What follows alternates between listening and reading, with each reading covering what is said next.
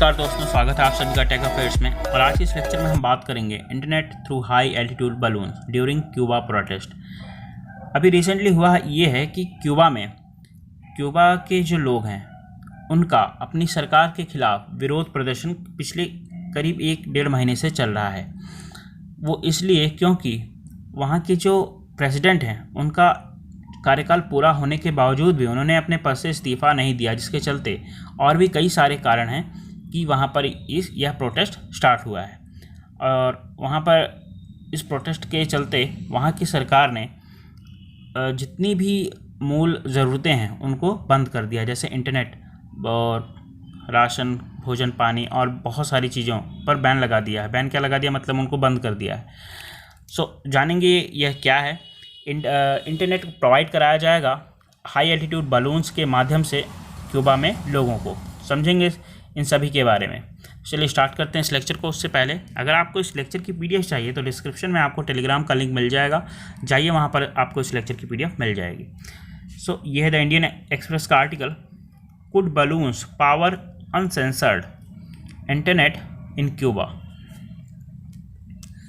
और the times of India का article, The US reviewing whether it can help restore internet access in Cuba। और ये जो high altitude balloons के माध्यम से जो इंटरनेट प्रोवाइड कराया जा रहा है, ये बेसिकली यूएस करा रहा है ये सब। तो जान लेते हैं इसको, चर्चा में इतना क्यों है। रिसेंटली अमेरिका ने क्यूबा में लोगों को हाई एल्टीट्यूड वाले गुब्बारों के माध्यम से इंटरनेट प्रसारित करने की योजना बनाई है, जब उनकी सरकार ने पहुंच को अवरुद्ध कर दिया था।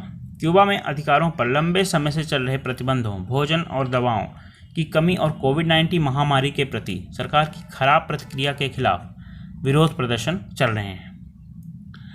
ये है वो एक फिगर, हाई एल्टीट्यूड थ्रू इस बलून, यानी internet through high altitude balloons.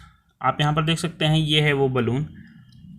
इसको आसमान में भेजा जाएगा काफ़ी ऊंचाई पर, करीब 60 से 70 हज़ार फीट की ऊंचाई पर।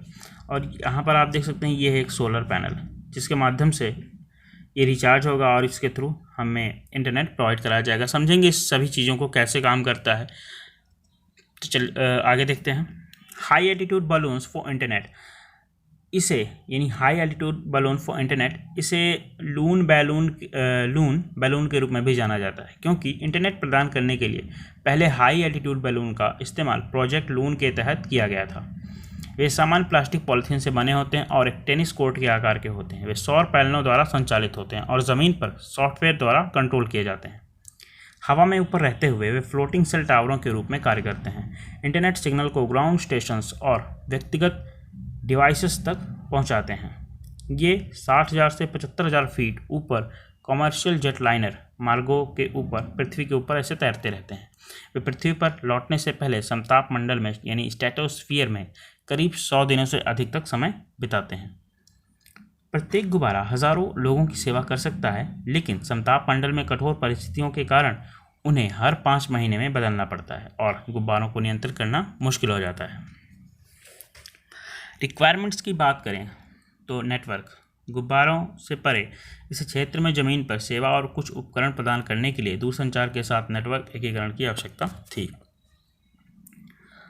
परमिशन, इसे स्थानीय नियामकों यानी जो वहाँ के लोकल रेगुलेटर्स हैं वहाँ से उनकी अनुमति लेना आवश्यक है। सिग्निफिकेंस की बात करें तो काफ़ी सस्ता पड़ता है। फ़ोन कंपनियों को ज़रूरत पड़ने पर अपने कवरेज का विस्तार करने की अनुमति देकर गुब्बारों का उद्देश्य देशों को केबल बिछाने या सेल टावर बनाने की तुलना में एक सस्ता विकल्प प्रदान करता है। इसकी पहुंच रिमोट एरियाज तक है, काफ़ी आसान है। वे दूरस्थ और ग्रामीण क्षेत्रों में इंटरनेट का उपयोग करने में सक्षम हैं और मौजूदा प्रावधानों द्वारा खराब सेवा प्रदान करते हैं और प्राकृतिक आपदाओं के दौरान प्रभावित क्षेत्रों में संचार में सुधार करने में सक्षम हैं। चैलेंजेस की बात करें तो नीड अनयूज्ड बैंड, यानी इसे एक कनेक्शन प्रसारित करने के लिए स्पेक्ट्रम के अप्रयुक्त बैंड या रेडियो आवृत्तियों की आवश्यकता होगी और स्पेक्ट्रम का उपयोग आमतौर पर राष्ट्रीय सरकारों द्वारा नियंत्रित किया जाता है। यह कोशिश करने वाले किसी भी व्यक्ति को स्पेक्ट्रम का एक मुक्त ब्लॉक मिलना होगा जिसमें हस्तक्षेप नहीं किया जाएगा। ये अनइकोनॉमिकल है, यानी बैलून या ड्रोन से चलने वाले नेटवर्क लंबी अवधि में किफ़ायती होने की संभावना नहीं है। ऑपरेशनल चैलेंजेस की बात करें तो गुब्बारे की स्थिति को ठीक करने से मैप करने के लिए एल्गोरिदम विकसित करना, अप्रिय मौसम से निपटने के लिए एक अच्छी रणनीति का निर्धारण करना और गैर नवीनीकरण संसाधनों पर भरोसा करने की चिंता को संबोधित करना अन्य चुनौतियों में से एक है। अब बात कर लेते हैं प्रोजेक्ट लून की। इसे 2011 में गूगल की जो पेरेंटल कंपनी अल्फ़ाबेट है उसके द्वारा शुरू किया गया था। यह समताप मंडल के गुब्बारों का एक नेटवर्क था जिसे ग्रामीण और दूर दराज के क्षेत्रों में इंटरनेट कनेक्टिविटी को लाने के लिए बढ़ाने के लिए डिज़ाइन किया गया था। इसे जनवरी 2020 में उस परियोजना को बंद कर दिया गया क्योंकि यह व्यावहारिक रूप से व्यवहार्य नहीं था। शटडाउन से पहले लून बैलून एक स्थानीय दूरसंचार के साथ साझेदारी के माध्यम से केन्या में पहाड़ी क्षेत्रों में सेवा प्रदान कर रहा था। इस सेवा ने तूफान मारिया के बाद प्यूर्टो रिको में वायरलेस संचार प्रदान करने में भी मदद की थी। ये है इस वीडियो का एंड। आई होप मैंने जितनी भी चीज़ें आपको इस लेक्चर में बताई आपको समझ में आई होंगी। अगर आपको कोई भी डाउट है इस लेक्चर से तो आप कमेंट बॉक्स में कमेंट करके मुझसे पूछ सकते हैं, मैं आपको इसका प्रॉपर एक्सप्लेनेशन दे दूंगा। और इसके साथ ही अगर आपको इस लेक्चर की PDF चाहिए तो टेलीग्राम पर जाइए, वहाँ पर आपको इस लेक्चर की PDF मिल जाएगी। डिस्क्रिप्शन में आपको लिंक मिल जाएगा। ऑल्सो अगर आप मुझसे कनेक्ट करना चाहते हैं मेरे सोशल मीडिया हैंडल्स पर तो आप कनेक्ट कर सकते हैं इंस्टाग्राम और ट्विटर पर, जहाँ पर मैं डेली साइंस एंड टेक की क्विजेस पोस्ट करता रहता हूँ और आप अपने डाउट भी मुझसे यहाँ पर डिस्कस कर सकते हैं। मिलते हैं नेक्स्ट वीडियो में। Thanks for watching this. Have a great day.